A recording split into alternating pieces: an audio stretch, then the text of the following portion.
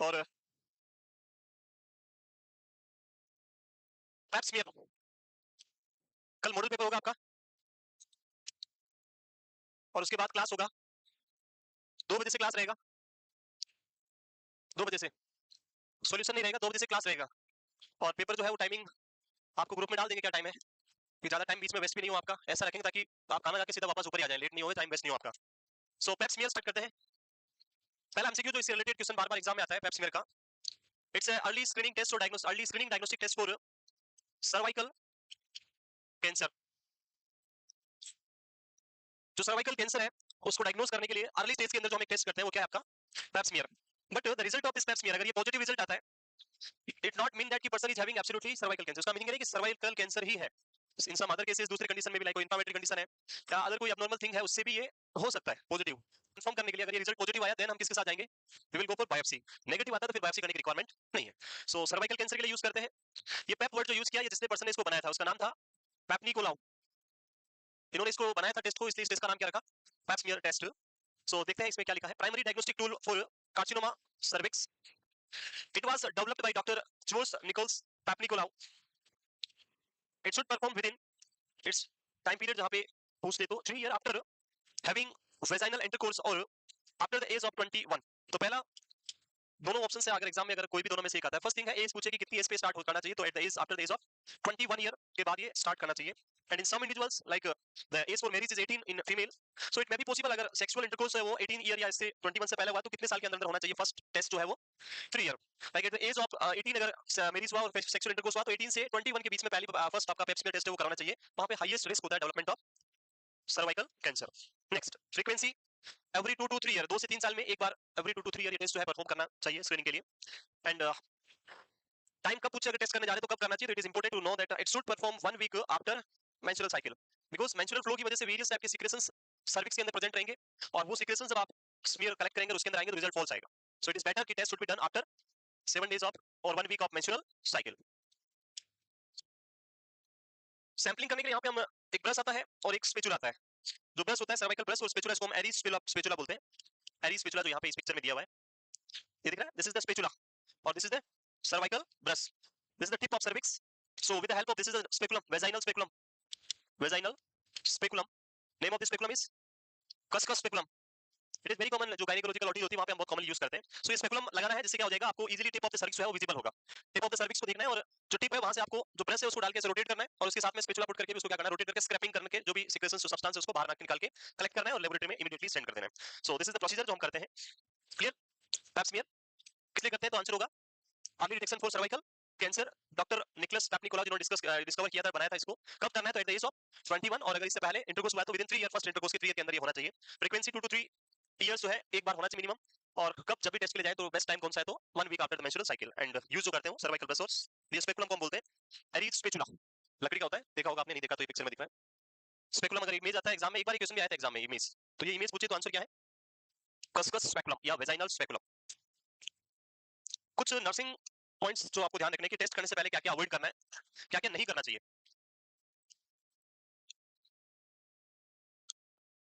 तो यहाँ पे आप सीक्रेशंस कलेक्ट करने वाले और सीक्रेशंस कलेक्ट कर रहे हैं तो उसमें कोई भी अदर थिंग्स मिक्स नहीं होनी चाहिए, लाइक कोई भी ड्रग नहीं होनी चाहिए।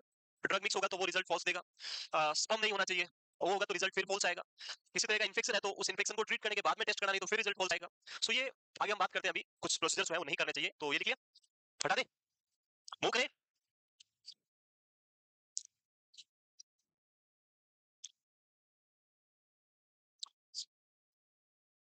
तो पढ़ाई करने लगे अब तो, अभी भी सोच रहे हो हैं, अभी तो 1-2 वीक बाकी है सर, थोड़ा रुक जाओ, 2-3 वीक बाकी है, 3 वीक है अभी है।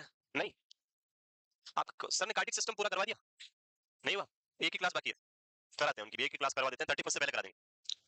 30% से पहले आपका ऑन्कोलॉजी हो जाएगा, कार्डियक भी हो जाएगा, एंडोक्राइन भी हो जाएगा और न्यूट्रिशन भी हो जाएगा, चारों कंप्लीट हो जाएगा। अरे भाई सारे तो भाई 3-7 दिन में कोई सारे सब्जेक्ट पढ़ाने पॉसिबल है क्या, टाइम लगेगा, लेकिन जो अभी चल रहे हैं वो सारे हो जाएंगे। फिर जो बचा है उसको हम इमीडिएटली जस्ट आफ्टर सारा स्टार्ट करेंगे। यस, मूव करें, नेक्स्ट, मूव करें, नेक्स्ट। पैप्समियर से पहले क्या क्या नहीं करना है, पैप्समियर जो बिफोर पैप्समियर टेस्ट क्या क्या आपको ध्यान रखना है। So first one is avoid any vaginal medicine, कोई भी टाइप की वेजाइनल मेडिकेशन लाइक स्पर्मिसाइड्स या और कोई भी मेडिकेशन फॉर्म जेली कुछ भी यूज करते हैं तो सारी अवॉइड करनी है। Avoid douching, douching is the it's the type of washing. So जब आप डोचिंग या वॉशिंग करेंगे वेजाइना को, तो उस कंडीशन में क्या होगा, जो भी सिक्रेशंस है वो वॉश आउट हो जाएंगे, बाहर निकल जाएंगे। और जब सिक्रेशंस नहीं है तो फिर आप क्या टेस्ट करेंगे, रिजल्ट आएगा नहीं, कुछ भी रिजल्ट नहीं मिलेगा। तो इसलिए ये भी अवॉइड करना है। Then avoid having intercourse, sexual intercourse 48 hours before the test. जब सेक्सुअल इंटरकोर्स होगा तो उस कंडीशन में स्पर्म जो है वो आपको वहां पे कंटेंट आपको मिलेगा उस टेस्ट के अंदर पेप स्मीयर में, और उससे रिजल्ट क्या आएगा, फॉल्स आएगा। इसलिए 48 आवर्स पहले से क्या करना है, अवॉइड कर देना है। Do not use tampons. What is tampons? At least 24 hours before the pap test. Tampons is, so it's a type of we can say cup, menstrual cup होता है जो फीमेल यूज करते हैं, जो भी सिक्रेशंस है उसको कलेक्ट करने के लिए। लिटिल बिट नेगेटिव प्रेशर के साथ ये अवेलेबल होता है, और इसमें सिक्रेशंस होते हैं उनको क्या किया जाता है, कलेक्ट किया जाता है। सो ये भी यूज अवॉइड करना चाहिए। अगर ये यूज करेंगे तो जो सिक्रेशंस है वो सारे आ जाएंगे इसके अंदर, और उससे सेकंड थिंग जो टेम्पोन्स यूज करते हैं उससे इंफेक्शन होने के चांसेस ज्यादा होते हैं, और इस वजह से ये नहीं यूज करना है टेस्ट के एक दिन पहले से। Next, avoid using the spermicidal foam, jellies और creams for at least 2 days before the pap test 48 hours. तो ये सारा अवॉइड करना है। सो टेस्ट का रिजल्ट क्या है, बेस्ट रिजल्ट मिले और एक्जैक्टली स्क्रीनिंग कर पाए कि कुछ एब्नॉर्मलिटी है या नहीं है। This is the pap smear test for early detection of cancer. Now the most important test जो एग्जाम में बहुत बार आता है वो है ब्रेस्ट सेल्फ एग्जामिनेशन, BSE। वही है इसमें, देखते हैं क्या है। पढ़ा है पहले?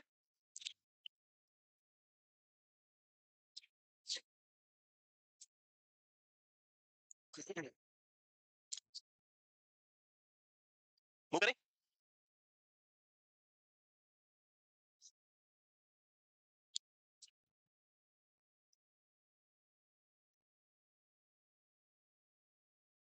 नेक्स्ट, नहीं लिखा।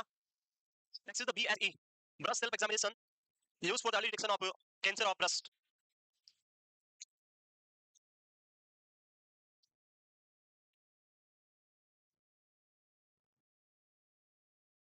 लिख लिया?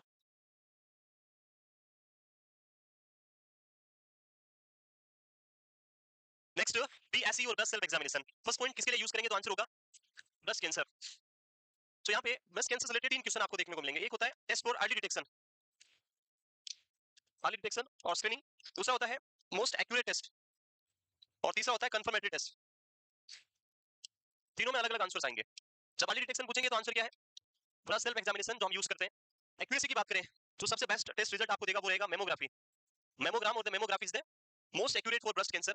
और कंफर्म करने के लिए क्या करेंगे, बायोप्सी, जहां पे हम जो यहाँ यूज करते हैं FNSC, fine needle aspiration cytology, क्या होता है वो भी आगे पढ़ाऊंगा मैं। तो ये तीनों याद रखेंगे। तो अभी हम कौन सा पढ़ रहे हैं, the test for early screening और detection of the breast cancer, BSE। Screening test for breast cancer कब स्टार्ट करना है, तो at the age of 20 year के बाद में ये टेस्ट जो है वो स्टार्ट करना है। Self examination, clinical examination doctor के पास, तो वंस इन ईयर एक बार डॉक्टर के साथ क्लिनिकल एग्जामिनेशन भी करना चाहिए। Self examination done every month, usually same after 7 to 10 days of menstrual cycle.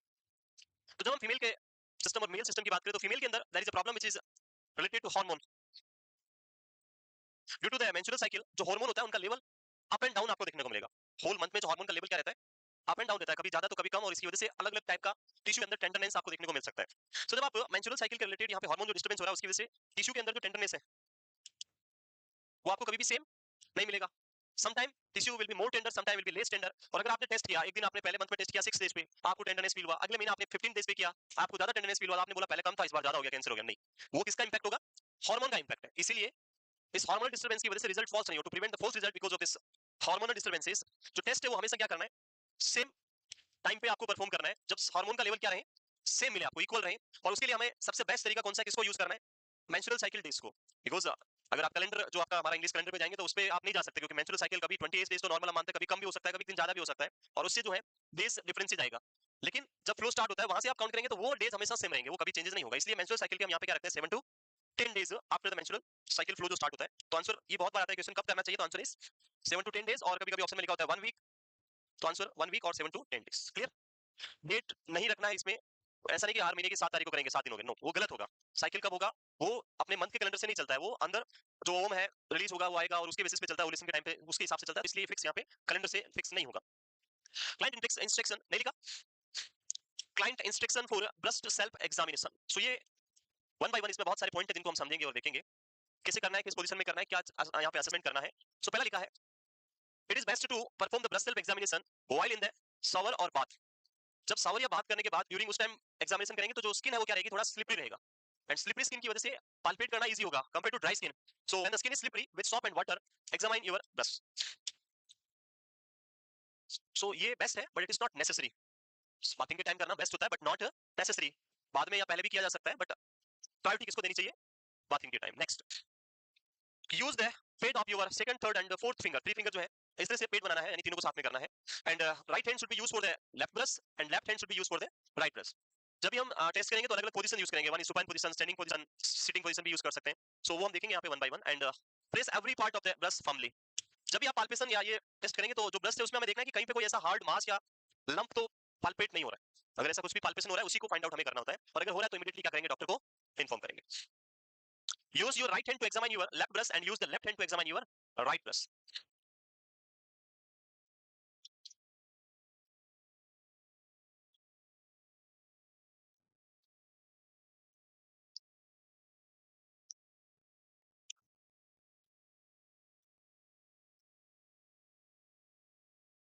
तो टेस्ट कब स्टार्ट करना है? तो after the age of 20 year. अगर हम एग्जामिनेशन की बात करें तो every month self examination should be perform every month, and age भी क्या होना चाहिए? सेम होना चाहिए। और उसके लिए हम यहाँ पे क्या फॉलो करेंगे?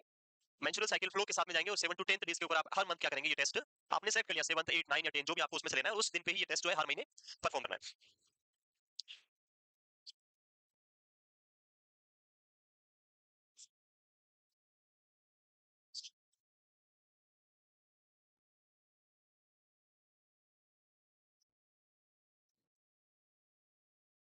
Why right hand is used for the left breast and left hand is used for the right breast? So sometimes it is very difficult to reach a few part of the breast. Like अगर मैं इस hand से इधर जाने की कोशिश करूंगा, that is very difficult for me, मैं नहीं कर पाऊंगा, लेकिन it is very easy to palpate with the opposite hand. So ये easy रहे और पूरा अच्छे से palpate कर पाए, उसके लिए opposite hand use करना है। Next, हो गया? Using the pads of the finger on your left hand, examine the entire right breast using small circular motion in a spiral or up and down motion so that entire breast area is examined. तो कभी-कभी question आता है कि breast को examine कैसे करना है, तो पहला पॉइंट तो आता है जब भी एग्जामिनेशन करेंगे तो सुपाइन पोजीशन यूज की जाएगी यहाँ पे, और सुपाइन पोजीशन के बाद जिस साइड का ब्रेस्ट हम एग्जामिन कर रहे हैं उस हैंड को इस तरह से पीछे रखना है अपने शोल्डर के नीचे। राइट प्रेस करें तो राइट शोल्डर का राइट हैंड राइट शोल्डर के नीचे, लेफ्ट करें तो लेफ्ट। उसके बाद अपोजिट हैंड से आपको दो टाइप से यहाँ पे पाल्पेट करना है। पहला circular motion, so you will start from the centre and move toward the peripheral part, कुछ इस तरह से आप सर्कुलर में कर सकते हैं। सेकंड थिंग जो है वो है up and down, like this, up then down. So आप इस तरह से पूरे इसको क्या करेंगे? एग्जामिन करेंगे, और उससे पूरा पाल्पेट करके हम देखेंगे यहाँ पे। सो ये दोनों तरीके से जस्ट फिंगर को पेड करके इस तरह से जो है पूरा पाल्पेट करना और देखना है कोई भी एब्नॉर्मल मास तो नहीं है। So this is the examination कैसे करना है। Repeat the procedure using right hand to examine your left breast. Repeat the pattern of palpation under the arm also. Under the arm क्यों यूज करेंगे यहाँ पे? कल बताया था, क्योंकि आर्म में सबसे कॉमनली अगर ब्रेस्ट कैंसर होता है तो क्या इन्वॉल्व हो जाता है? Lymph node. तो जो एक्सिला के अंदर जो लिम्फ नोड्स है उनको आपको पाल्पेट करके देखना है, कोई स्वेलन या हार्ड नोड्यूल तो जैसा नहीं दिख रहा है, मास तो नहीं दिख रहा है। अगर पॉजिटिव है तो आप इजीली पाल्पेट कर पाएंगे। सो वो भी आपको एक्सिला भी पाल्पेट करना है यहाँ पे। So this is the first examination, जिसको हम बोलते हैं पाल्पेशन, पाल्पेट करना है। उसके बाद में पाल्पेट करने से पता चलेगा कि कोई एब्नॉर्मल लंप या मास तो नहीं है। सेकंड थिंग जो हमें करनी है वो देखना है symmetry of the breast. Symmetrically right breast should be symmetrical to the left breast, equal होने चाहिए सिमेट्री में। अगर कोई मास बना है किसी एक साइड में तो वो साइज एनलार्ज है, बढ़ जाएगा, और वो सिमेट्रिकल नहीं होंगे। तो उसके लिए आप जाएंगे मिरर के साथ में, with the help of mirror, कांच के सामने एग्जामिनेशन करेंगे स्टैंडिंग या सिटिंग पोजीशन में। तो वो भी हम देखते हैं अभी।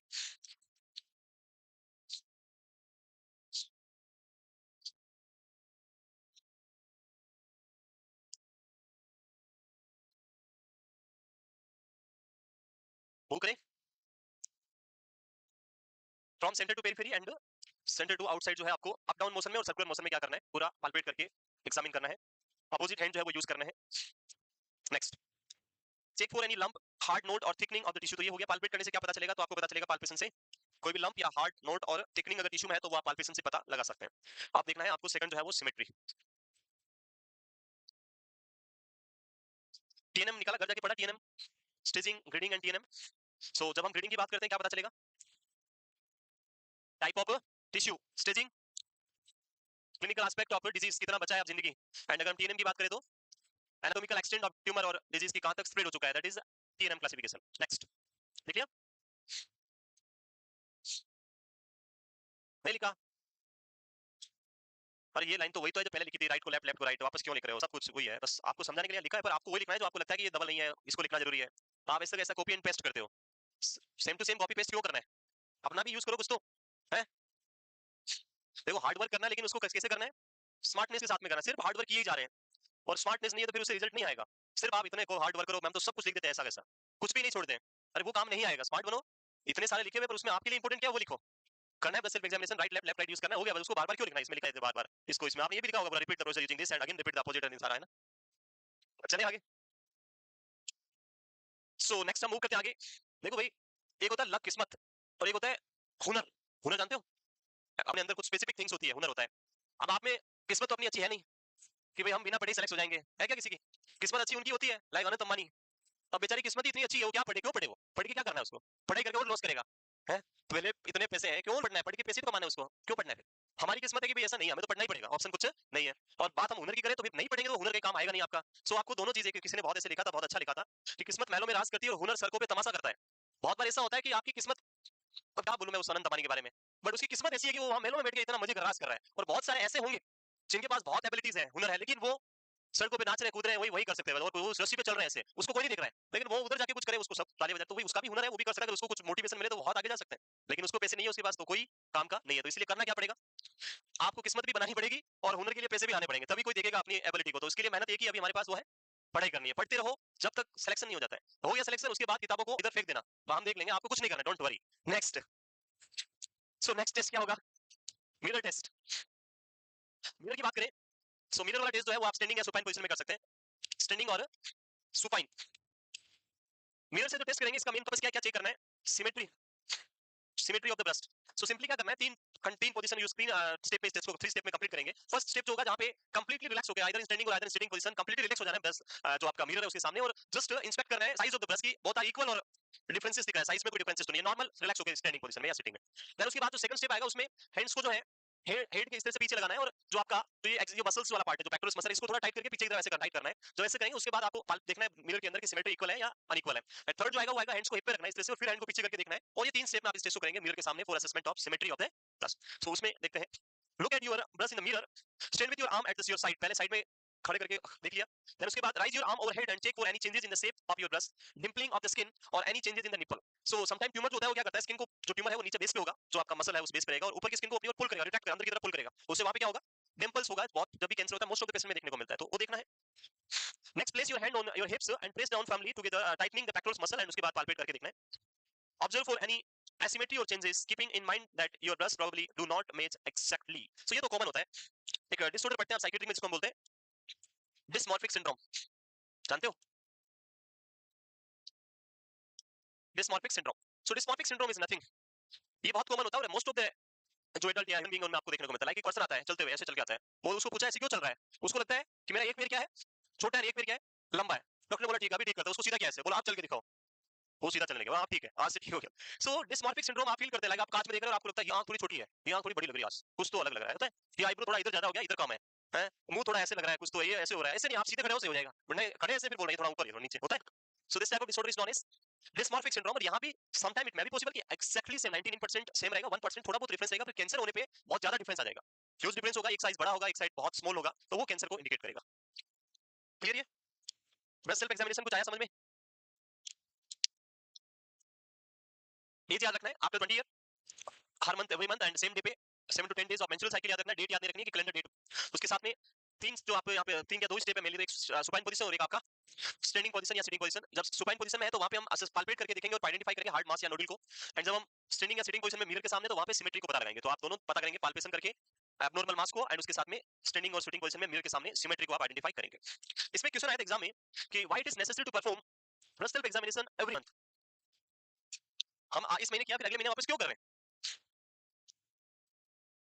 सो लाइक पहली बार किया तो आप कैसे बोल सकते हैं कि हार्ड मास या नोड्यूल है? बोल सकते हैं क्या? वो तो पहली बार ही किया टेस्ट। अब आप फर्स्ट टाइम जो टेस्ट किया उसके बाद जाएंगे सेकंड टाइम टेस्ट पे अगले मंथ, और फिर आप कंपेयर करेंगे कि लास्ट मंथ में कुछ ऐसा फील हुआ था, लेकिन इस मंथ कुछ ऐसा हो रहा है। Last time there is a tenderness is there, but it is little bit less tenderness, but this time the tenderness is more, or something different type of tenderness is there, something different mass is there. तो जो test हम every month करते हैं उसका purpose क्या है? Just to compare with previous month result, so you can differentiate between the hardness और tenderness और द टाइप ऑफ टिश्यू जो आपने पाल्पेट किया था लास्ट मंथ और इस मंथ। यस, लिख लिए। Next,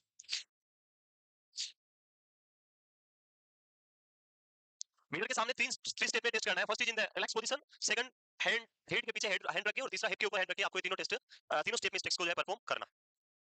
next, while lying down, so ये ऑलरेडी पढ़ लिया, वही है, ये नहीं लिखना है, ये मैंने बता दिया था already. While examine your right breast, place the folded towel under your right shoulder and put your right hand under the behind the feet, ऐसे रखना है, और इधर क्या रखना है, एक पिलो रख देना है, आप अपने हाथ को भी रख सकते हो जो आपको कंफर्टेबल लगे। सो ये ऑलरेडी पढ़ लिया, नहीं लिखना है, ये कैलेंडर में डेट वेट नहीं लिखना है, बता दिया हमने ऑलरेडी। सो क्या है ब्रेस्ट सेल्फ एग्जामिनेशन? सिंपली याद रखना है, एज याद रखना है, तो एज हो गया after 20 year, frequency every month after 7 to 10 days of cycle, and उसके बाद में जो हमने बात किया दो टाइप में करना है, supine position and standing position. Supine के अंदर आप पाल्पेट करके मास फील करेंगे पाल्पेशन के थ्रू, एंड स्टैंडिंग पोजीशन में मिरर के सामने सिमेट्री असिस्ट करना है। This is all about the breast self examination using by this three finger. कभी-कभी ऐसा भी आ जाता है सिली क्वेश्चन की कौन सी फिंगर यूज करते हैं, तो मिडिल थ्री फिंगर जो है वो आपको यूज करनी है, पेट बना के टेस्ट करना है। Next, testicular self examination. It is the test which is done in for male for the cancer of testis, as like in female due to the menstrual cycle। हमने भी बोला था वेरियस हार्मोनल डिस्टर्बेंसेस देयर होता है, hormone disturbance होता है, but when we are going for male person there is no menstrual cycle in male, and when there is no menstrual cycle then there is no disturbance of hormones। And जब hormonal disturbance नहीं होगा तो जो हमने बोला था कि different different time पे टिश्यू के अंदर जो टेंडरनेस होती है वो डिफरेंट डिफरेंट होती है फीमेल के अंदर अलग अलग दिन के ऊपर, बट जब हम मेल की बात करेंगे तो वहां पे ऐसा कोई हार्मोन का डिस्टर्बेंस नहीं होगा, there is no hormonal disturbance in male. So उससे क्या बेनिफिट है कि आप इस टेस्ट को कभी भी कर सकते हैं। इसीलिए जब हम मेल में ये टेस्ट करते हैं टीएसई, तो इसका जो टाइम हम सेलेक्ट करते हैं वो कैलेंडर के हिसाब से सेलेक्ट करते हैं, कैलेंडर डेट। आप कोई भी एक डेट सेलेक्ट कर लें 1 2 3 4 जो 30 31 या 29 डेज जितने भी है 28 डेज, तो आप क्या करें कैलेंडर जो भी है उसमें आप एक डेट ले लेंगे, every month I will go for this date of 5 date of 10 और 1 जो भी आपको सेलेक्ट करना है वो सेलेक्ट किए और एवरी मंथ उसी डेट पे परफॉर्म करना है। So it should be perform on the same date, जो भी डेट सेलेक्ट करेगा पर्सन उसी दिन पे हर महीने होना चाहिए। Next thing, because of the presence of testosterone hormone, testosterone in testis there will be some tenderness is there, tender जो testis है उसमें इस हार्मोन की वजह से क्या हो सकता है, tenderness हो सकता है। So the best thing is this test should be performed when testis is completely relaxed। Test कब करना है, जबकि टेस्टिस क्या हो कंप्लीटली रिलैक्स स्टेट में हो। और रिलैक्सेशन की हम बात करें तो जो टेस्टिस कंप्लीटली रिलैक्स होते हैं वो होते हैं आफ्टर बाथिंग और शावर। शावर या बात करने के बाद just after the shower and bathing testis are completely relax. Otherwise अगर आप अदर टाइम पे जाएंगे तो ड्यू टू हार्मोनल डिस्टर्बेंसेस और due to psychological issues testis के अंदर टेंडरनेस फील हो सकता है और इसकी वजह से रिजल्ट फॉल्स आएगा। तो सबसे बेस्ट क्या है, it should be performed just after bathing और शावर। सो फीमेल के अंदर इट इज नॉट नेसेसरी कि बाथिंग के बाद ही करना है, but in male it is necessary to perform the test just after the bathing, स्नान करने के बाद में बाथिंग के टाइम में इन स्टैंडिंग पोजीशन। जब भी हम ये टेस्ट मेल में करेंगे तो use the thumb and four finger, जो थंब और फोर फिंगर है इससे पेट बना के रखना है, इससे यूज करना, और जो टेस्टिस है उसको कंप्लीटली होल्ड करके किसी भी तरह का एब्नॉर्मल मास नोड्यूल्स साइज जो है वो पाल्पेट करके देखना है कंप्लीटली और पूरा पाल्पेशन करके उसको असिस्ट करना है। सो यहाँ पे लिखा है age at age of 15 year every month usually after shower clinical examination, तो एवरी 3 ईयर में एक बार ये टेस्ट है वो करवाना चाहिए, testicular self examination.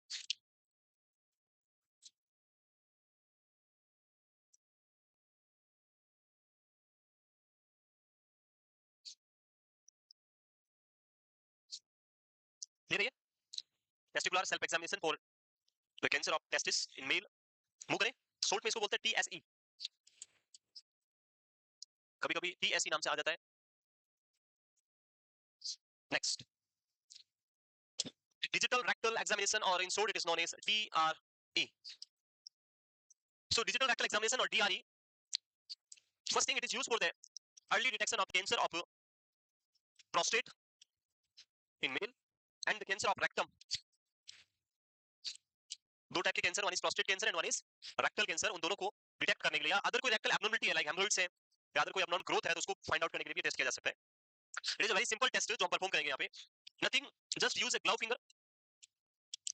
Glove finger यानी ग्लव्स, एक छोटा सा इतना सा ग्लव जाता है जो फिंगर पे पहन सकते हैं या फिर पूरा ग्लव्स भी पहन सकते हैं, जो भी चॉइस है। ग्लव फिंगर वियर करना है और उसके बाद use the lubricant jelly, that is water soluble jelly lignocaine 2% जो आपके पास हॉस्पिटल में इजीली अवेलेबल होता है वो आपको यूज करना है। लिग्नोकेन 2% जेली, इसके दो बेनिफिट होंगे, वन इज ये लुब्रिकेशन प्रोवाइड करेगा and second thing it will prevent the stimulation, जो स्टिमुलेशन है वो प्रिवेंट करेगा। अदरवाइज रेक्टल स्टिमुलेशन होने से the major issue is stimulation of vagus, vagus nerve stimulate होगा और वेगस स्टिमुलेट होगा तो सीवियर क्या करेगा, ये ब्रेडिकार्डिया कॉज करेगा। And that's why this test should be contraindicated in case of cardiac patient, in case of paediatric patient बच्चों के अंदर, और कार्डियक पेस में ये टेस्ट कभी भी नहीं करना है क्योंकि वहां हार्ट रेट बहुत इंपॉर्टेंट है। And in some individuals like patient is having active bleeding disorder, person is having active bleeding from the rectum, तो वहां भी नहीं करना है। And the patient is known case of any type of abnormal cognition profile like PTINR dearranged है, कम है, अच्छा नहीं है रिजल्ट, तो वहां पे ब्लीडिंग के चांसेस ज्यादा है। या फिर any type of disorder like haemophilia, clotting disorders, haemophilia या ऐसा कोई भी डिसऑर्डर है तो उसमें भी आपको टेस्ट नहीं करना। Yes, clear? It is very dangerous, vagus is very dangerous, specifically related to rectum. इसका मैंने पहले भी आपको बताया था, because of the vagus nerve and because of the abnormal defecation habits, जो स्टूल पास करने की जो हैबिट्स होती है, ये abnormal हैबिट्स की वजह से मल्टीपल टाइम बहुत सारे इंडिविजुअल्स ऐसे होते हैं जिनकी बाथरूम में डेथ हो जाती है। आप देखते हैं कि वो बाथरूम में मरा हुआ मिला, बाथरूम में क्यों मर गया, वहां ऐसा क्या था जो मर गया कोई, तो उसका रीजन क्या है, वहां पे most of the time reason क्या होता है, excessive stimulation of vagus nerve. तो आज का टाइम ऐसा हो गया कि आदमी हर जगह क्या ढूंढता है, कंफर्ट, फोन से ज्यादा क्या, comfort, and comfort is the it's a part for comfort, ये एक पार्ट है कंफर्ट का, सो कंफर्ट ढूंढता है। इसलिए अगर आज आप आज के सिनेरियो की बात करेंगे तो आजकल के वॉशरूम जो होते हैं वो आपके रूम से ज्यादा कंफर्ट आपको प्रोवाइड करेंगे। इट्स फैक्ट, आप कहीं भी होटल में जाएंगे तो रूम नहीं देखेंगे, पहले क्या देखेंगे, वॉशरूम कंफर्टेबल है नहीं, वहां क्या करना है, अभी 2 मिनट का काम उधर, दैट रिक्वायर्ड फर्स्ट थिंग उसको चेक करें। जो इंडियन सीटिंग जो होता है वो तो बंद हो गया आजकल, सारा कौन सा है, वेस्टर्नाइज हो गया है, और उसमें भी इतने सारे आजकल डिजाइन कंफर्ट, वहां पे वो सीट भी इतनी कंफर्टेबल आती है आजकल कि आपको रिलैक्स होकर बैठना है और कुछ नहीं चाहिए। सो जब ये से तो यहाँ पे क्या हो गया प्रॉब्लम कि आजकल पर्सन मोबाइल के बिना बाहर नहीं रह सकता है, तो वहां तो पॉसिबल भी नहीं है। So mobile phone, and mobile phone में इतना व्यस्त हो जाता है कि वो उसको बताइए कि 1 घंटे से अंदर ही बैठा है। And it is a very common problem जो इंडियन वुमेन कंप्लेन करती है मोस्ट ऑफ द टाइम कि माय हस्बैंड जो है वॉशरूम में 2 घंटे बिता देते हैं, पर मैं बोलती हूँ तो यहाँ 10 मिनट नहीं बैठते। सो ये इतना बिजी होने वाली चीज है इसमें। अब उससे क्या होगा कि आपको पता ही है, आप बार बार क्या कर रहे हैं, रेक्टम को कॉन्ट्रैक्ट कर रहे हैं, रिलैक्स कर रहे हैं, रिलैक्स कर रहे हैं, because of this activity constriction and relaxation of the anal canal and rectum, the vagus will stimulate, and when vagus stimulated the heart rate will fall down, decrease होगा, ब्रेडिकार्डिया होगा, और आप तो मोबाइल में busy, आपको पता ही नहीं है। और इतना स्टिमुलेशन की वजह से जब एक्सेसिव हार्ट रेट डाउन होगा और पर्सन वही सीट पे ही चला जाएगा। इसलिए अपनी, अगर ये बैड हैबिट्स है तो उसको क्या करें, बंद करें, मोबाइल फोन को बंद करें। अपने आप से ये वादा करें कि मैं मोबाइल फोन दिन में 12 घंटे स्विच ऑफ रखूंगा, रात में तो वैसे ही रखना, पर दिन में।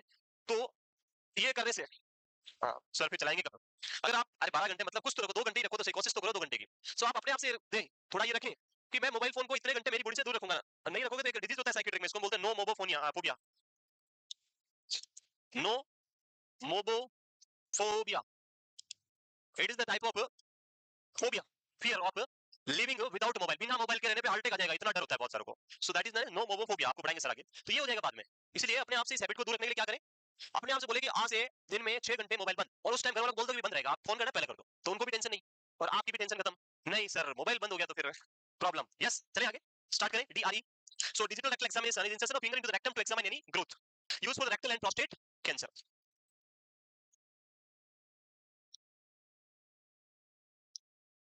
क्लियर है? टेक्नोलॉजी जो है बहुत ज्यादा अभी चेंज हो रहा है, इतना सारा टेक्नोलॉजी आ गया है। लाइक इन 2009 9 में मैं कहीं, हम उस टाइम एक गेम खेलते, इसका नाम था खो खो, जानते होंगे आप लोग आई थिंक। तो उस टाइम मैं स्कूल में था और वहाँ पे ये गेम जो था 2008 में, सॉरी 8 में, तो उसमें हम स्टेट लेवल पे टूर्नामेंट था, मतलब पहले अपने गांव जो था उसमें जीते, फिर डिस्ट्रिक्ट लेवल पे, फिर स्टेट लेवल का टूर्नामेंट था, वहाँ गए हम खेलने के लिए। तो वहाँ पे गए तो हमारे पास फोन नहीं था किसी के पास, मोबाइल था सिर्फ, हमारे एक टीचर था उसके पास मोबाइल था उसके पास, और वो मोबाइल फोन उसने चार्ज लगा के ऐसे रखा था वहाँ पे। सो ऐसे सोचा मैंने कि मोबाइल, ये मोबाइल होता है, कुछ तो होता है। सो मैंने क्या किया, उस मोबाइल फोन का ऐसे ऐसे रखा था, और रखने के बाद मैंने उसको ऐसे बटन दबा दिया, जैसे ही बटन दबाया उसमें क्या चल गया, लाइट, और लाइट चलते ही अब मैं डर गया, अब क्या होगा। अब मैं उसको छुपा के ऐसे देख रहा हूँ कब से बंद होगा बंद होगा। आजकल तो क्या टाइमर हो गया, बहुत सारी चीज हो गई, 5 सेकंड में बंद, 10 सेकंड, उस टाइम तो कब बटन वाला फोन, उसमें पता नहीं कब बंद होती है, 30 सेकंड बताने लगता हूँ, मैं देख ही रहा हूँ उसको, और इधर डर भी रहा हूँ कि सर अगर देख लिया तो क्या होगा मेरा। सो ऐसा था। और आज आप देखो तो एज मोबाइल वो जा रहा है, मोबाइल में कुछ वैल्यू नहीं, there is no value of this mobile phone, अभी कोई वैल्यू नहीं आपके है क्या कुछ। सब एक्सपर्ट, जन्म से ही बच्चा एक्सपर्ट हो गया आता है, उसको पता है कुछ नहीं करना, ये करते खुद है। नेक्स्ट आगे लिख लिया। Next is radiography procedure like CT MRI X-ray. So X-ray studies, X-ray studies is very useful in detection of cancer, specifically when the cancer present in bone malignancy. So X-ray studies are useful in the diagnosis of obstructive tumor of GIT, respiratory, renal tract, जहाँ भी tract है, ये tract है, और इसमें यहाँ tumour हो गया, तो जब आप एक्सरे करेंगे तो उसमें आपको ये मास इजीली डिटेक्ट हो जाएगा। So obstructive tumor and also useful in bone malignancy। भाई एक्सरे का मेन पर्पस ही क्या होता है, बोन को विजुलाइज करना, तो बोन मैलिग्नेंसी में तो ये यूजफुल हो। इसके अलावा हम क्या कर सकते हैं, सीटी स्कैन कर सकते हैं, इसके अलावा हम एमआरआई कर सकते हैं, पेट स्कैन कर सकते हैं, होल बॉडी स्कैनिंग। एक्सरे जब भी करेंगे तो ध्यान रखें, जो क्वेश्चन कभी भी आता है एक्सरे के टाइम, ये इन्फॉर्मेशन देनी होती है, if it is a female person and if pregnant female है तो वो इन्फॉर्मेशन क्या करनी है, टेक्नीशियन को या डॉक्टर को बताना है कि प्रेगनेंसी है और प्रेगनेंसी में कभी एक्सरे नहीं करेंगे, स्पेसिफिकली इन द फर्स्ट टाइमेस्टर में तो कभी नहीं करना है, तो वो इन्फॉर्मेशन देनी है। So helpful in the obstructive tumour and bone malignancy. Next, अरे कल मुझे कीमोथेरेपी पढ़ाना है, उसके पहले जो भी आएगा सब खत्म करना है। ये तो आपको पता है ना, एक्सरे क्यों करते हैं, नहीं पता है एक्सरे क्यों करते हैं, पता नहीं, इतने एक्सरे करवा लिया आप लोगों ने, उसको वापस क्यों लिख रहे हो। नेक्स्ट, सिटी, अभी मैंने लिखा 2 लाइन लिखनी, बस 2 पॉइंट लिखना, it is useful in obstructive tumour and bone malignancy, बस बाकी वो सब आ जाएगा, ऑब्स्ट्रक्शन जहां भी होगा उसको पता लगा लेंगे हम। नेक्स्ट इज सीटी स्कैन और कंप्यूटेड टोमोग्राफी। सो ज्यादा डिटेल्स की बात करें तो उस टाइम हम किसके साथ जाएंगे, with more detailing we will go with the CT computed tomography. So CT scan help to differentiate malignant or non-malignant masses and accurately identify their size and location. If CT की बात करें तो 2 type से आप CT scan कर सकते हैं। One is with contrast dye, contrast dye, and one is without contrast dye. So when you are going for with contrast dye, this is known as CECT, and when you are going for without contrast dye, this is known as NCCT, non contrast CT scan और contrast CT scan। जब हम die देते हैं तो die के related कुछ question जो examiner बार-बार आपसे पूछता है, डाई देने से पहले क्या देखना है, ब्लड टेस्ट, तो आंसर क्या होगा, KFT. Without kidney function test या renal function test, the doctor will never give dye to the patient, dye का नहीं देता है उसको। तो इसलिए जब भी किसी को सीटी स्कैन और वो भी डाई वाली करवानी है तो किसकी रिपोर्ट चाहिए होगी, कैप्टी चाहिए होगा या आरएफटी चाहिए होगा, विदाउट उसके टेस्ट नहीं होगा। क्यों कैप्टी रिक्वायर्ड होता है? बिकॉज डाई की बात करें तो डाई के दो इंपॉर्टेंट पॉइंट, पहला है ये एक्सक्रीट आउट कहां से होती है, एक्सक्रीटेड थ्रू द किडनी। अगर किडनी काम नहीं करे तो इसको बाहर कौन निकालेगा? सेकंड थिंग, जो ये डाई होती है it is highly nephrotoxic, highly nephrotoxic. अगर किडनी काम नहीं कर रही है प्रॉपर्ली, पूरा काम नहीं कर रही तो किडनी को और ज्यादा क्या कर देगी, डैमेज कर देगी। और इस वजह से आपका कैप्टी रिपोर्ट क्या होना चाहिए, प्रॉपर होना चाहिए। नेक्स्ट थिंग, अगर कैप्टी ठीक है तो उसके बाद आपको देखना है एलर्जी। जब भी पेशेंट आएगा और अगर डाई के साथ हम जा रहे हैं तो डाई के साथ आपको seafood, any type of iodine allergy और any type of egg allergy, अंडे की एलर्जी, अगर ये है तो उसको कभी डाई, बिकॉज डाई के अंदर इनके कंटेंट और केमिकल प्रेजेंट होते हैं और पर्सन में एलर्जिक रिएक्शंस आएगा। So if you are giving dye to the patient then उससे पहले क्या चेक करना है, एलर्जी देखना है। In some cases person is having allergy to the egg और person is having allergy to the seafood और in allergy to the iodine, still we are need dye. अभी भी हमें डाई तो चाहिए, उसके बिना रिजल्ट नहीं आएगा, हमारा एक्जैक्ट रिजल्ट हमें चाहिए। तो उस कंडीशन में पहले क्या देना है, पेशेंट को जो है एंटी हिस्टामिन देना है ताकि एलर्जिक रिएक्शन के सिम्टम्स नहीं आए। तो हम पहले एंटी हिस्टामिन लगा देंगे, उसके साथ में हाइड्रोकोर्टिसोन या जो आपका दिस कोर्टिकोस्टेरॉइड जो है वो दे देंगे ताकि उससे इन्फ्लेमेटरी रिएक्शंस ना हो, एंटी इन्फ्लेमेटरी दे देंगे और प्रॉब्लम्स नहीं होगी, तो उसके साथ देना है। डाई देने के बाद after giving dye it is important to increase IV और ओरल फ्लूइड, आईवी और ओरल फ्लूइड, बिकॉज आईवी या ओरल फ्लूइड देने से डाई जो है वो यूरिन के साथ जल्दी जल्दी क्या होगी, बॉडी से वॉश आउट हो जाएगी। तो इजीली आउट, जल्दी से क्विकली आउट करने के लिए आपको oral fluid and IV fluid क्या करना है, इंडिकेट अगर है, डॉक्टर मना नहीं किया तो आप इंक्रीज करें। उसके साथ में एक person is diabetic and patient is having metformin, anti diabetic drug metformin, जानते हो? In case of metformin, you should withhold the metformin before 48 to 72 hours, 2 to 3 days of the test. टेस्ट के 2 से 3 दिन पहले बंद करना है to prevent the metformin induce lactic acidosis। जो लैक्टिक एसिडोसिस हो सकता है मेटफॉर्मिन देने से डाई के साथ में, उसको प्रिवेंट करने के लिए आपको क्या करना है, ये डाई प्रोवाइड जो कर रहे हैं उसके साथ मेटफॉर्मिन नहीं देना है। क्लियर? यस, ये मैंने बताया था आई थिंक मेटफॉर्मिन वाला, पता है सबको? वेरी गुड, चलिए आगे। If IV contrast dye is used always check for allergy to the drug. Dye में कोसा ये कोरिए कॉमन थिंग्स, जब आप डाई देंगे तो dye is a type of vasodilatory drug, dye vasodilation करेगा, उससे फेस पूरा लाल होगा, फ्लशिंग होगा, ईचिंग करेगा, नोजिया वोमिटिंग हो सकता है, ये नॉर्मल फाइंडिंग है। सो डाई में cause nausea vomiting flushing itching and bitter और गार्लिक और मेटालिक, गार्लिक और मेटालिक टेस्ट प्रोड्यूस हो सकता है और उसकी वजह से डरना नहीं है, आएगा, नॉर्मल है। तो नॉर्मल फाइंडिंग में आपको ये देखने को मिल सकता है। ओके, लिख लिया?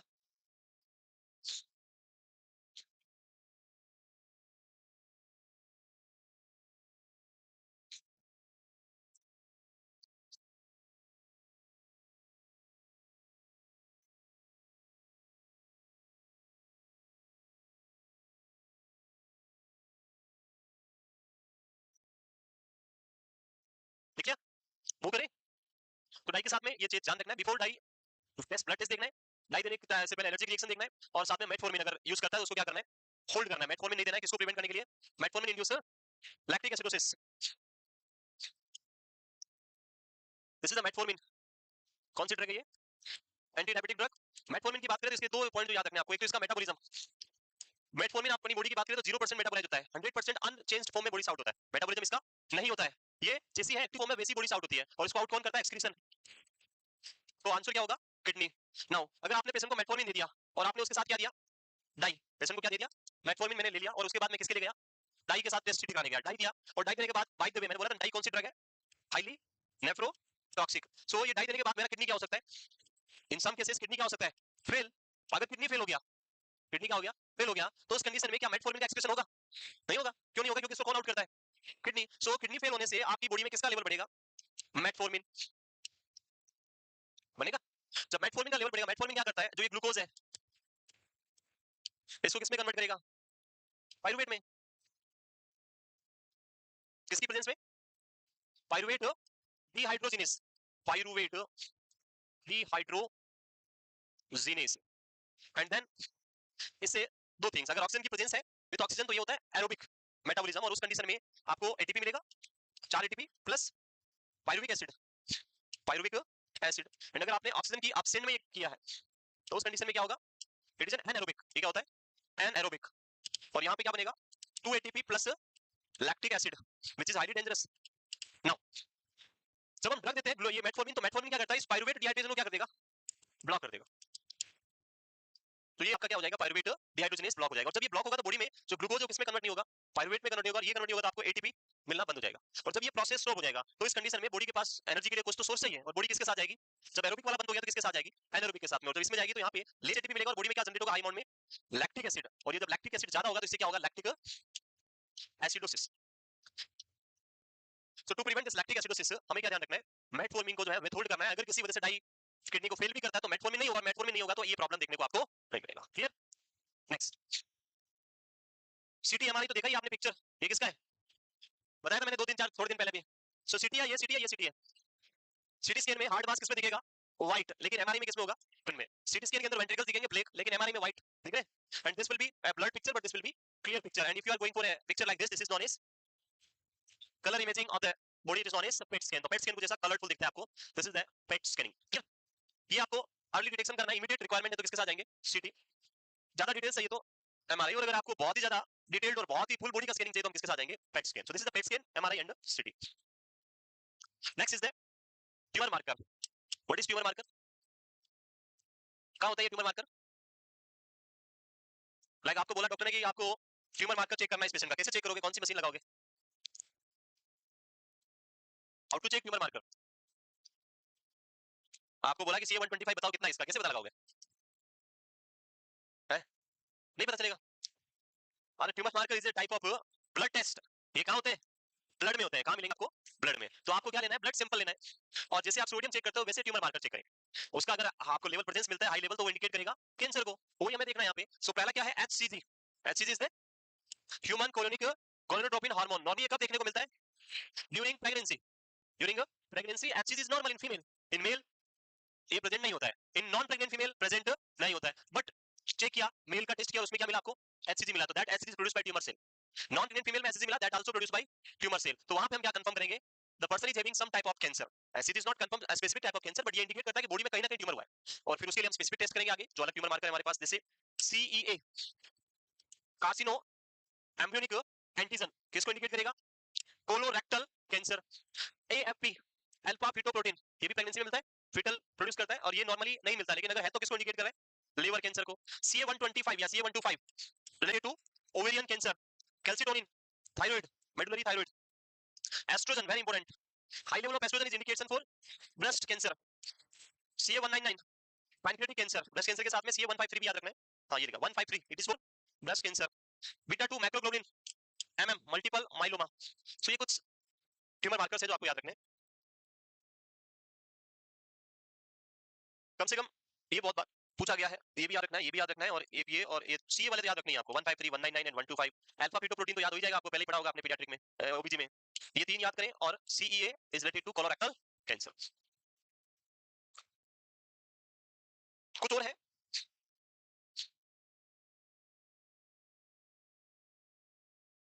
लिख लिया?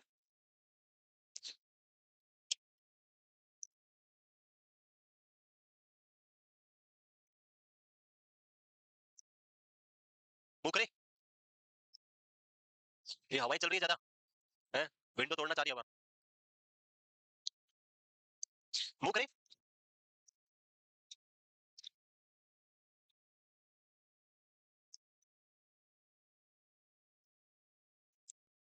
इंडिया में एक कल्चर होता है बहुत कॉमन सा कल्चर, जिसको हम बोलते हैं VIP, जानते हो, सबने सुना होगा VIP। सो अभी 2-3 दिन पहले एक इंसिडेंट हुआ था, जब मैं हॉस्पिटल जा रहा था नाइट ड्यूटी में, और उस दिन बारिश हुआ था सडनली। तो जो हमारा एम्स वाला ब्रिज है, ऐसे ऐसे जाता है और ऐसे ही आता है पास में से, तो मैं इधर से जा रहा था और इधर से कुछ बाइक वाला आ रहा था, तो यहाँ पे एक बड़ा सा खड्डा हो गया बारिश की वजह से, और बारिश हो गई तो क्या हुआ था, उसमें पानी भरा हुआ है। वो इधर आया और यहाँ सीधा गया और यहीं गिर गया। पीछे से आ रहा है एक ऑटो रिक्शा, वो इलेक्ट्रिक वाला, और उसने बेचारे ने ब्रेक लगाई, पर वो पानी से वो भी स्लिप हो गया, वो सीधा जाके इसके ऊपर गिर गया। पीछे वाला आया, वो इसको टक्कर मारी, 4 गाड़ी ऐसे लगी। बाद में पता नहीं क्या हुआ, क्योंकि मैं तो चला गया था। सो उससे मैंने कुछ सोचा। फिर अगले दिन मैं वापस सुबह घर गया, तो मैंने देखा कि जहां मैं रह रहा हूँ अभी करंटली, वहां पे रोड पहले से ठीक है, बना हुआ है, टूटा हुआ कुछ नहीं है, सब ठीक है। लेकिन हुआ क्या कि मैं जब जा रहा था तो वो लोग उसको नहीं बना रहे थे, उसके ऊपर नया वापस रोड बना रहे हैं, जबकि एक भी गड्ढा नहीं है वहाँ पे, सब ठीक है, बस थोड़ा ऊपर नीचे थोड़ा बहुत ऐसा हो सकता है, पर ठीक है। सो बाद में मुझे पता चला कि वो जो गेट है वो सीधा जाता है, ऐसे जाता है, और फिर मैं तो इधर टर्न करके जाता हूँ, लेकिन ये आगे जो जाता है, ये जाता है गेट सीधा एयरपोर्ट के पीछे वाले गेट पे। और इस गेट से आने वाले हैं हमारे प्राइम मिनिस्टर मोदी जी, और उनके लिए वो बिल्कुल वो लेना नहीं चाहते हैं रिस्क, क्या पता सही रोड उसमें भी कहीं गड्ढा हो जाए, तो इसलिए वो सही रोड के ऊपर वापस क्या बना रहे हैं, रोड बना रहे हैं, डबल लेयर रोड बना रहे हैं, ऐसा जो पहले था ही नहीं कभी हमारे उधर, वो ऐसा बना दिया उन्होंने। सो उससे क्या मिला, ये एक जनरल पॉपुलेशन है, ये गिरे मरे कुछ भी हो, कोई फर्क नहीं पड़ती, प्रशासन को कोई फर्क नहीं पड़ती है। अरे वो चाहते तो इसमें भी मिट्टी तो भरवा सकते थे कम से कम, लेकिन नहीं, मिट्टी क्या, यहाँ क्या बनेगा, रोड। आप कितने आंदोलन कर दो, पर आपको रोड नहीं बन के देगी अगर आप चाहो तो। लेकिन ऐसे किसी नेता को बुला लो आप, अगले दिन उस एरिया में सब कुछ रेडी हो जाएगा। सो ये है क्या कल्चर, इसको बोलते हैं VIP। पता नहीं किसने बनाया, क्यों बनाया, नहीं होना चाहिए था बेसिकली, तो अच्छा था। ये ऐसा कल्चर पर मजबूरियां हैं, क्या करें, वहाँ वो रोड बनाए जा रहे हैं, इधर बेचारे मर रहे हैं, वो गड्ढे में पड़े हैं। आप देखोगे ये रोड पूरा ऐसे गड्ढे हो रखे हैं, जहाँ जाओ लगता है कि अब मैं गया अंदर रोड में, डर लगता है गाड़ी चलाने से पहले कि मेरी गाड़ी रोड में नहीं मिलेगी। नेक्स्ट, तो ये कुछ अदर और है, आप लिख लो इनको, नाम क्या करना है। CD 19, 20, 25, 30, 33, क्रोमोग्रीन A, CGA and chromosome 17p deletion. ये वाला एक अलग है, ये वाला क्या है, अलग है, ये ब्लड में नहीं होता। ये कौन सा है, genetic mutation. Genetic mutation, deletion का मतलब जो 17 क्रोमोसोम्स होता है उसकी एक ब्रांच टूट के हटा देना, डिलीट हो जाना, खत्म हो जाना, दैट इज 17p डिलीशन। आगे पढ़ाएंगे जेनेटिक्स में आपको ये सारे क्रोमोसोम्स और इसके म्यूटेशन के टाइप्स जो है वो सारे, डिलीशन, डुप्लीकेशन, पता नहीं क्या क्या होता है, बहुत सारे होते हैं।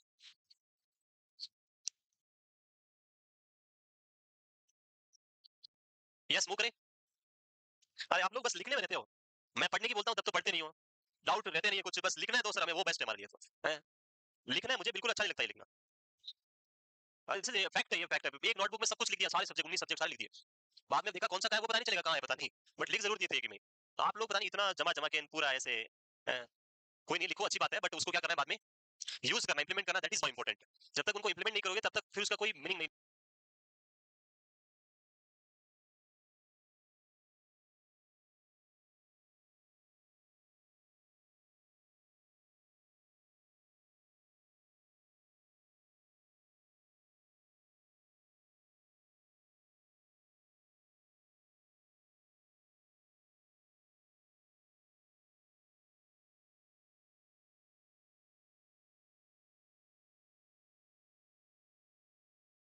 मीनिंग नहीं निकलेगा, तो इंप्लीमेंट करो, एमसीक्यू सॉल्व करो घर जाके। अभी मैं पूछूंगा खड़ा करके तो आप लोग पेपर को ऐसे कर रहे होंगे, तुरंत दमादन पीछे, ऐसे घर पे ही कर लो पहले, क्या पता कभी कुछ पूछ ले, हैं नहीं। किसी ने कंप्लेन किया एक दो बार से नीचे जाके कि सर तो किसी नहीं पूछते हमसे, पता नहीं ऐसा कौन था इंटेलिजेंट जिसने जाके बोला, सर तो आते हैं और क्या करते हैं, पढ़ाना स्टार्ट कर देते हैं, कोई क्वेश्चन ही नहीं पूछते हैं। तो भाई पूछ रहे हैं क्वेश्चन, किसने किया था कंप्लेन, सर ने मुझे आज ही बोला ऐसी बात कि आपकी कंप्लेन आई, मैंने बताओ भी क्या कंप्लेन है, बोला आप क्वेश्चन नहीं पूछते हो, सिर्फ पढ़ाते रहते हो। कौन है, राहुल, आपने किया है? हाँ, ये तो दोनों खड़े हो गए, हमने किया सर, नहीं, अच्छा बाहर जाना है, लिख लिया, मूव करें आगे। The next one is now the important part जो आएगा, ये ट्यूमर मार्कर तो आपको याद करना है, इनमें कुछ नहीं है, कुछ समझने का और कुछ भी नहीं है। सो नेक्स्ट जो है ये lymphoma, Hodgkin's lymphoma, non Hodgkin's lymphoma, classical lymphoma, ये मैं आपको पढ़ाऊंगा लास्ट में ऑन्कोलॉजी के अंदर, लिम्फोमा एंड उसके टाइप्स। नेक्स्ट, नहीं लिखा, now the next is very important which is biopsy. Biopsy types इसके एंड वेरियस जो हम हॉस्पिटल्स में यूज करते हैं, इमीडिएट रिजल्ट और डिलेड रिजल्ट जो भी आएगा वो सारा हम बात करेंगे, तो वेरी इंपॉर्टेंट इज बायोप्सी, लिख लिया। नाउ एक पेशेंट आता है आपके पास, सीए, कोई भी ऑर्गन का, जस्ट लाइक स्टमक, बट जब तक उसका बायोप्सी नहीं होगा तब तक आप उस पे ऐसा नहीं लिख सकते, इसलिए डॉक्टर क्या लगाता है उसके आगे, क्वेश्चन मार्क। क्वेश्चन मार्क लगाने का मतलब हो गया it's a suspected case of CS stomach. आप कभी भी उसके आगे नहीं लिख सकते कि कंफर्म केस है, कंफर्म कब लिखेंगे, जब साथ में क्या अटैच करोगे, बायोप्सी रिपोर्ट। सो ये पेशेंट आता है, ये पेशेंट आने के बाद अब आप इसमें कुछ टेस्ट करेंगे। पहला टेस्ट कंफर्म करने के लिए हम जाएंगे यहाँ पे बायोप्सी के साथ, और बायोप्सी के बहुत सारे टाइप्स है जो मैं बात करूंगा। बायोप्सी का मीनिंग क्या होता है, it's a type of test जहां पे हम एक स्मॉल पीस ऑफ टिश्यू निकालते हैं, और ये जो टिश्यू होगा, ये टिश्यू जो होल ट्यूमर है उसकी कैरेक्टरिस्टिक्स को रिप्रेजेंट करेगा, it will represent whole characteristics of the tumour. Like घर पे मम्मी राइस बनाती है और मम्मी एक राइस को ऐसे करके देखती है, बोलती है सारे राइस पक गए, कैसे पता चला, सो वो सिंगल राइस जो है वो इंडिकेट कर रहा है प्रॉपर्टी और कैरेक्टरिस्टिक्स ऑफ होल राइस, नहीं सारे राइस को ऐसे एक हो गया, दो हो गया, तीन चार, सबको करेगी तो 10 दिन तक ही नहीं होंगे वो सारे, फिर खाना पता नहीं कब बनेगा, समझ रहे हैं। सेम वैसे है कि हम सारे टिश्यू नहीं निकालेंगे, we will take a single tissue of the tumour and send for the testing, और वो एक सिंगल टिश्यू होल ट्यूमर की कैरेक्टरिस्टिक्स को इंडिकेट करेगा। यस, ये जो टिश्यू है, इस टिश्यू को हम अलग अलग पर्पस से यूज कर सकते हैं। पहला, अगर आप इस टिश्यू को भेज रहे हैं ड्यूरिंग सर्जरी, तो हम यहाँ पे एक टेस्ट करते हैं, इसको हम बोलते हैं फ्रोजन सेक्शन, फ्रोजन सेक्शन। इस टेस्ट को आप टिश्यू को आप भेज रहे हैं जिसको हम यहाँ पे हिस्टोपैथोलॉजी के लिए भेज रहे हैं, हिस्टोपैथोलॉजी, और sometime this test can be sended for cytology. तो हिस्टोपैथोलॉजी और साइटोलॉजी, पहले इन दोनों के बारे में बात करेंगे, इसको बाद में देखेंगे। What is the cytology, study about the cell. So ये तो यहाँ भी सेल है, हिस्टो का मतलब भी क्या होता है, टिश्यू होता है, टिश्यू सेल से ही बना है, वो सेम ही होता है, ऐसा नहीं अलग हो गया, बट यहाँ पे हम सेल की स्टडी करेंगे और इसमें पता क्या चलेगा, number of sales.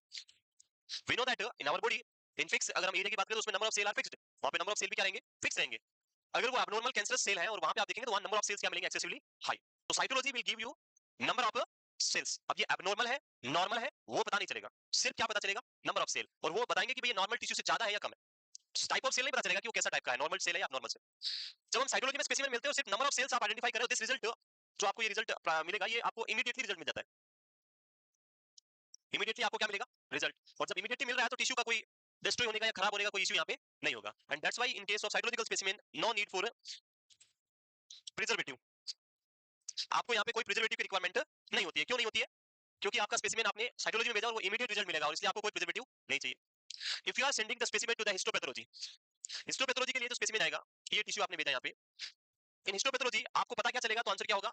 This will tell you the type of cell और टिश्यू। जो आपने टिश्यू भेजा वो क्या है, नॉर्मल है या एबनॉर्मल है, वो कौन बताएगा? Histopathology. If this tissue is normal, अगर ये क्या है, नॉर्मल है, तो नॉर्मल है तो बात वहीं पे खत्म हो गई, आगे जाना ही नहीं है। If it is normal then test is ended here. But if it is an abnormal type of tissue, then the laboratory person will go further division. Abnormal है, then they will go for study of about the benign or malignant, benign or malignant. So अगर abnormal है तो फिर वो क्या बताएंगे आपको कि this is the benign tumor or this is the malignant tumor.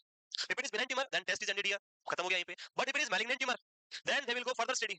And उसमें ये क्या पता लगाएंगे कि metastasis is present or metastasis present or absent. ये भी किससे पता चलेगा? हिस्टोपैथोलॉजी। सो मेटास्टेसिस प्रेजेंट है, एब्सेंट है, वो आपका रिजल्ट आ गया, और फिर आप कंफर्म जो भी आपको करना है, सर्जरी करनी है, डायग्नोसिस जो आपको कीमो देना है, जो देना है वो आप आगे करेंगे। ये सारा कौन बताएगा? हिस्टोपैथोलॉजी। और ये सारा करने में टाइम लगेगा। ये एक दिन में होने वाला टेस्ट नहीं है। It will take near by 7 to 15 days minimum, maximum, और ज्यादा भी 4 वीक भी लग सकते हैं, 6 वीक भी लग सकते हैं। एंड अगर आपको किसी टिश्यू को इतने लॉन्ग टाइम तक प्रिजर्व करना है तो फिर उसमें क्या चाहिए होगा आपको? Preservative. That's why in all the specimen which सेंडेड for histopathology, histopathology के लिए आपने भेजा तो उसके लिए आपको क्या भेजना होगा साथ में? यू रिक्वायर्ड है preservative. And the preservative which is added in this condition that is formalin 10%। Formalin 10%। तो जितने भी हिस्टोपैथोलॉजी के स्पेसिमेन है वो किसमें भेजे जाते हैं? फॉर्मालिन 10% में आपको भेजना है, उससे टिश्यू डिस्ट्रॉय नहीं होगा और आप रिजल्ट देख पाएंगे। नेक्स्ट, अगला जो है वो क्या है? Frozen section. लाइक आपने बायोप्सी पहले किया और आपको पता चल गया कि कैंसर है, और आप उस ट्यूमर को कट कर रहे हैं। जैसे ये कोई भी पार्ट है बॉडी का, और यहाँ पे ये ट्यूमर है, ये वाला बीच में क्या है? कैंसर वाला ट्यूमर है। ये सारा नॉर्मल और बीच में क्या है? ट्यूमर। सो डॉक्टर क्या करेंगे? They will cut this tumour with a minimum of 1 to 2 centimetre margin. इसके साथ क्या लेंगे? नॉर्मल टिश्यू को भी कट करेंगे, कितना? 1 to 2 सेंटीमीटर एक्स्ट्रा कट करेंगे।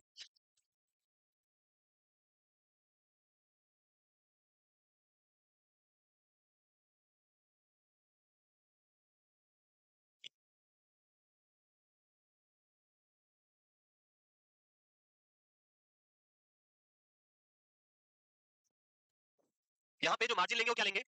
Extra margin. 1 to 2 सेंटीमीटर आप क्या करेंगे? इसको नॉर्मल के साथ कट करेंगे। बट सम टाइम ऐसा होता है, जब आप कटिंग कर रहे होते हैं तो आपको पता नहीं होता, सम टाइम जो ट्यूमर है उसके बिल्कुल पास में कट हो जाता है। Tissue will cut near to the tumour, and when this cut with near to the tumour, then doctor will have a doubt. उनके माइंड में क्या आएगा? डाउट आएगा कि यहाँ पे कहीं ट्यूमर का टिश्यू बच तो नहीं गया। If it is cut near to the normal tissue, then they will have a doubt that कि नॉर्मल टिश्यू आया या उसके साथ रह गया उधर ट्यूमर वाला। अगर ट्यूमर का स्मॉल पीस भी और टिश्यू भी रह गया तो वापस क्या बना देगा? बड़ा ट्यूमर बना देगा। सो उसको कंफर्म करने के लिए doctor will take a tissue from this जहां कट किया उसके ऊपर वाले पार्ट, जो ये कट हो गया तो पूरा जो बचा है वहां से क्या लेंगे? एक स्मॉल पीस निकालेंगे और कंफर्म करने के लिए कि इट इज नॉर्मल टिश्यू और it is cancerous tissue. They will send this tissue to the frozen section. तो आई थिंक नाउ आपको कुछ ये समझ में आया होगा कि इसमें और इसमें क्या डिफरेंस है।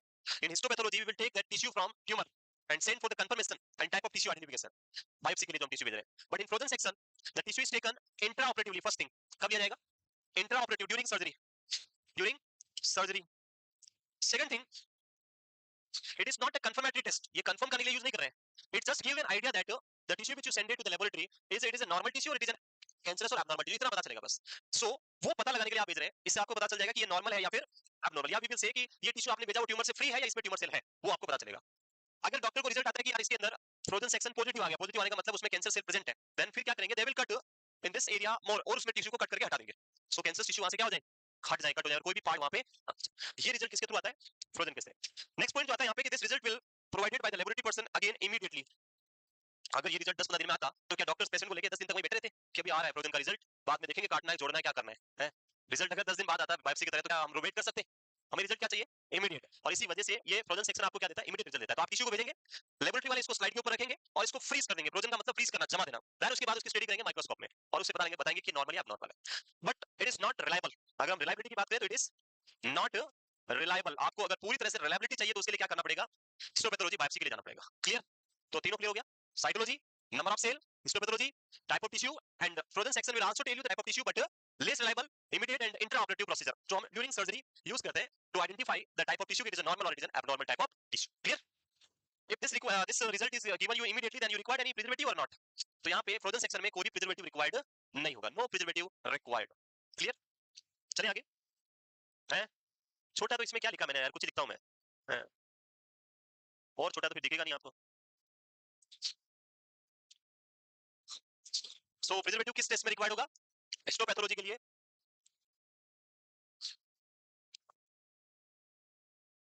Next biopsy. चलिए आगे. ये हो गया. जो हम बायोप्सी बात करेंगे, अगला जो टेस्ट है बायोप्सी में क्या है उसके बारे में कुछ डिस्कशन कर लेते हैं, फिर लिखते हैं. सो बायोप्सी जो टिश्यू आपको रिक्वायर्ड है उसकी अगर हम बात करें तो टिश्यू निकालने के लिए आप दो टाइप से टेस्ट करेंगे. वन इज विद सर्जरी और surgical procedure, surgical approach, and second one is non surgical approach.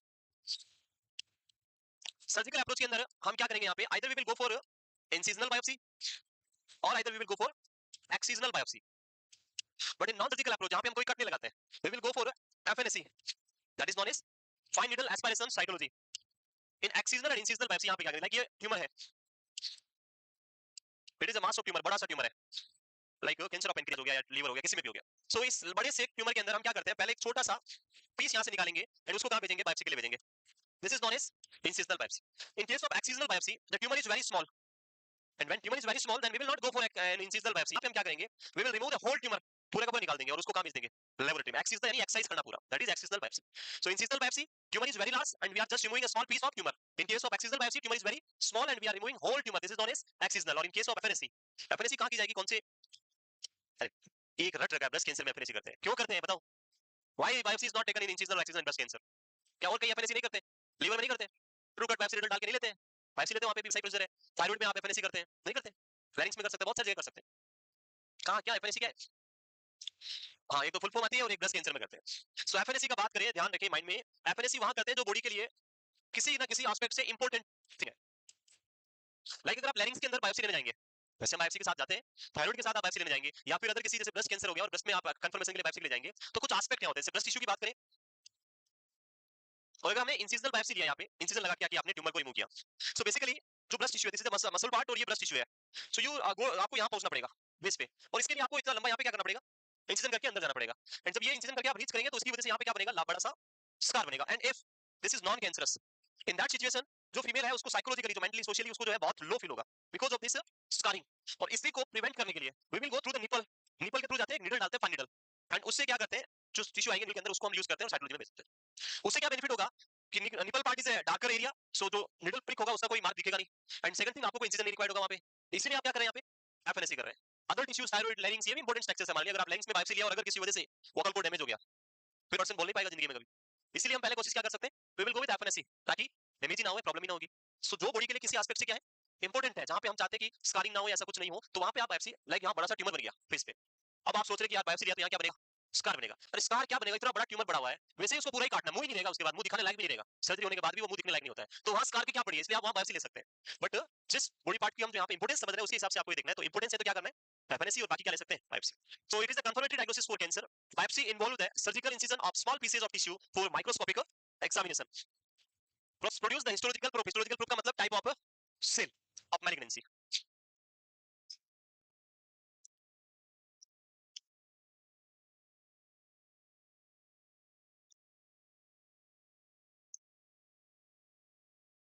जब आप इंसिजनल बायोप्सी करेंगे तो होल ट्यूमर रिमूव करेंगे और पीस रिमूव करेंगे, will remove a piece. And जब हम एक्सिजनल बायोप्सी करेंगे तो होल ट्यूमर. तो जब पूरा का पूरा ट्यूमर निकालते हैं तो उसको हम क्या बोलते हैं, टोटल. पूरा मतलब टोटल. एंड जब पूरा नहीं निकालते तो उसको हम बोलते हैं subtotal. That's why some time incisional biopsy is also known as subtotal biopsy, and excisional is also known as total biopsy. Next type of, इसके टाइप क्या क्या हो सकते हैं,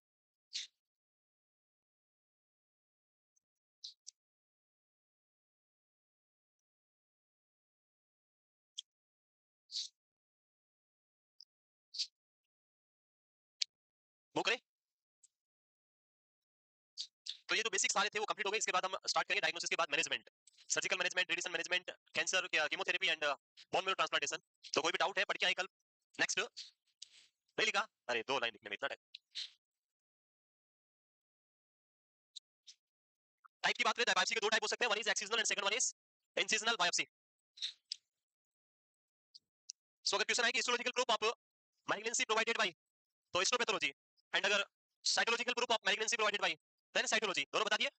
next, incisional biopsy, also known as subtotal biopsy. If the tumor is large and only a part of the tumor is removed, that is known as incisional. Excisional biopsy, also known as total biopsy. When tumor is small, the entire tumor is removed for the diagnosis and treatment, like this.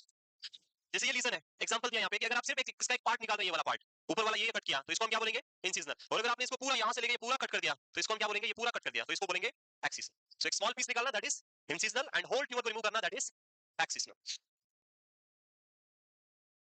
इसके अलावा आप FNAC कर सकते हैं। अगर blood cancer है, in case of blood cancer, then we will go for bone marrow biopsy. आप bone marrow भी निकाल सकते हैं, बोन मेरो बायोप्सी ले सकते हैं।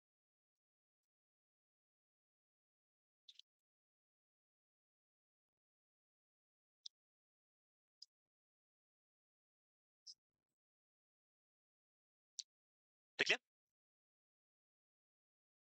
सो कल जो टेस्ट का टाइम है वो तो आपके ग्रुप में आपको अपडेट कर दिया जाएगा। आ गया? 10 बजे, 11 बजे? ओके, तो 11 बजे आ जाए जो भी टाइम है, और उसके बाद 2 बजे से जो है आपकी क्लास स्टार्ट हो जाएगी, तो आप उसके लिए आ जाए। लिख लिए? नेक्स्ट,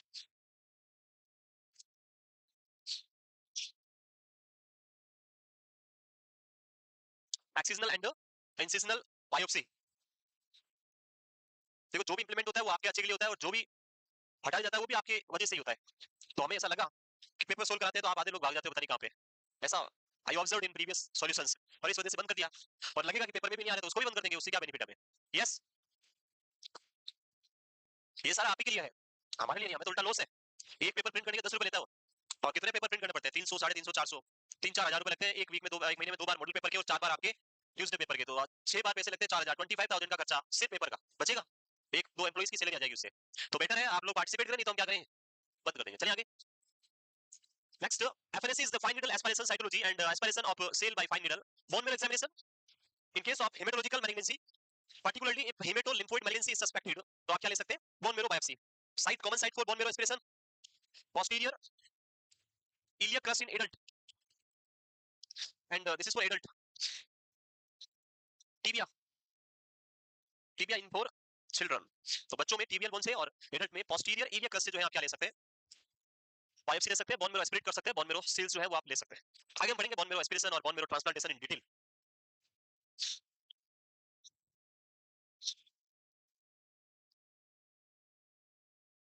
ठीक है।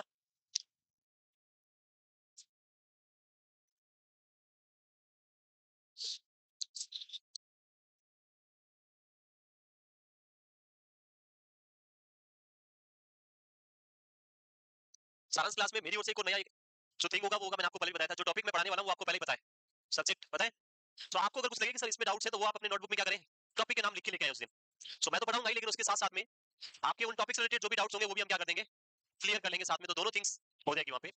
यस, पूरा कंप्लीट जो हम यहाँ पढ़ते हैं, जो 15-20 क्लासें होती है, उतना 2-3 घंटे में कर पाना वो पॉसिबल नहीं होगा। वो एक समरी होगा, रिवीजन होगा। बट आपको कोई स्पेसिफिक टॉपिक लग रहा है कि ये डाउट वाला है, तो उसको आप क्या करें? लेके आए। चलिए आगे। Next, management of cancer, surgical management, radiation therapy, chemotherapy, और बोन मेरो ट्रांसप्लांटेशन। सो आप सर्जरी कर सकते हैं, रेडिएशन कर सकते हैं, कीमो दे सकते हैं, या बोन मेरो ट्रांसप्लांट कर सकते हैं। वन बाय वन चारों थेरेपीज हम पढ़ेंगे डिटेल में। Surgical management, chemotherapy, radiation and bone marrow transplantation. तो फर्स्ट लिखें आप सर्जिकल मैनेजमेंट। इन चारों में ये चारों ऑप्शन आ जाएगा, आपसे पूछे कि सबसे कॉमन क्या यूज होता है? Surgical, radiation, chemo and bone marrow, which one is the most common which received by a patient in case of cancer? Chemotherapy, radiation therapy, surgical, और bone marrow. So I think bone marrow तो आप eliminate कर ही सकते हैं, क्योंकि ये सिर्फ blood cancer से रिलेटेड होता है। बचे क्या है? 3 option.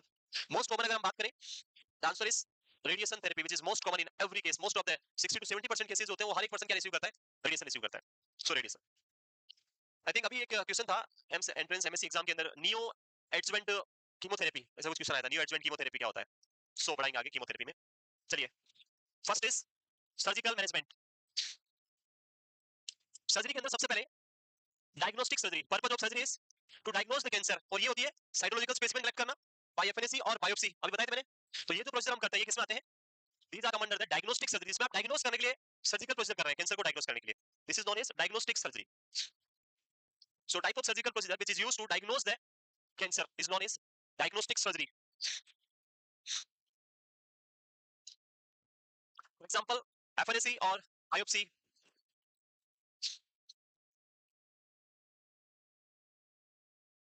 The next one is curative surgery. This is the diagnostic.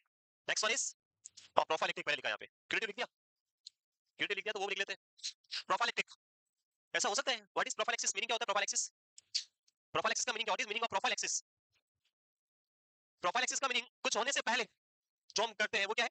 Prophylaxis. Let's like हमें लगता है कि इन्फेक्शन हो सकता है तो हम पहले क्या लगा लेते हैं? डिजीज होने से पहले वैक्सीन लगवा लेते हैं, तो वो वैक्सीन फॉर प्रोफाइलैक्सिस है। तो हमें पता सर्जरी करने से वुंड में इन्फेक्शन हो सकता है तो हम प्रोफाइलैक्टिक एंटीबायोटिक लगा लेते हैं पहले से। आपको कैसे पता कि आपको कैंसर हो सकता है इसलिए पहले सर्जरी कर देते हैं? होता है ऐसा? आपके यहाँ मुंह में कैंसर हो जाएगा थोड़े दिन बाद, आज ही पहले मैन्युप्लेक्टोमी कर देते हैं, क्यों फालतू में बाद में कैंसर करना। सो प्रोफाइलैक्टिक सर्जरी का मीनिंग तो यही है, the surgical procedure which is performed before development of cancer. पर आपको कैसे पता चलेगा कि कैंसर हो सकता है? पेट में इधर कैंसर हो जाएगा, पहले एम्पुटेशन कर दो, बाद में पता नहीं हो गया तो क्या करेंगे? नहीं हुआ तो। सो बेसिकली यहाँ पे कुछ पॉइंट जो ध्यान रखने होते हैं, पहला होता है रिस्क फैक्टर। जैसे for example female, it's a common risk factor for uterine cancer, क्योंकि फीमेल में होता है uterus, and uterus is a structure जो जिंदा रहने के लिए जरूरी नहीं है। यूट्राइन ऑर्गन और यूट्राइन स्ट्रक्चर की बात करें तो it is not necessary for life. जिंदा रहने के लिए आप जैसे हार्ट की बोलोगे, हार्ट को हटा दो, हमें जरूरत नहीं है, तो फिर आदमी भी नहीं रहेगा। ब्रेन को हटा दो तो ब्रेन फिर आदमी क्या करेगा? लेकिन यूट्रस को हटा सकते हैं, यस और नो? सो वहां पे कंडीशंस होती है कि पहला की रिस्क फैक्टर की, अगर इनके कोई फैमिली मेंबर में पहले से कोई कैंसर था, या फिर इस फीमेल को पहले ब्रेस्ट कैंसर हो गया, तो उसके हाईएस्ट चांस है कि वो यूट्राइन कैंसर भी हो सकता है। नेक्स्ट थिंग, इसकी जो रिप्रोडक्टिव हिस्ट्री है उसमें बच्चे देखते हैं कि कितने बच्चे हैं इनके। अगर मिनिमम 2 चाइल्ड्स है तो गवर्नमेंट अलाउ करती है हिस्टेक्टोमी को। उसके बाद आप रिस्क फैक्टर को ध्यान रखते हुए क्या कर सकते हैं? हिस्टेक्टोमी कर सकते हैं। So before development of cancer in the uterus we are going for performing hysterectomy. This is known as prophylactic surgery. सो ऐसा नहीं कि मुंह में यहाँ कैंसर हो सकता है इसको काट दो, ये नहीं कर सकते। हमें बहुत सारी थिंग्स देखनी पड़ेगी वहां पे, उसके बेसिस पे हम ये सर्जिकल प्रोसीजर कर सकते हैं।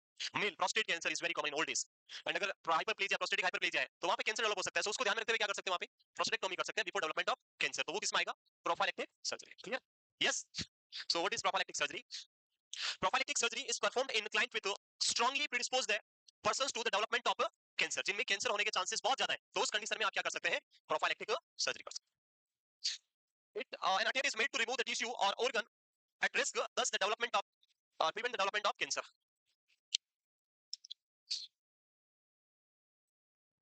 So this is the prophylactic surgery. Remaining we'll discuss in next class tomorrow. Thank you.